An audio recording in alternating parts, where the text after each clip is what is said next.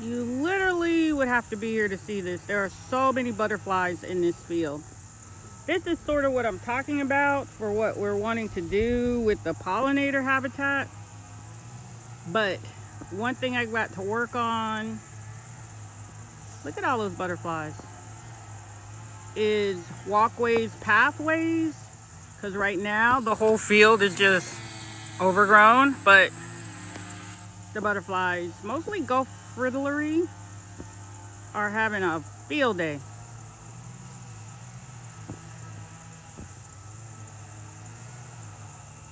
Wow, that's a lot of butterflies.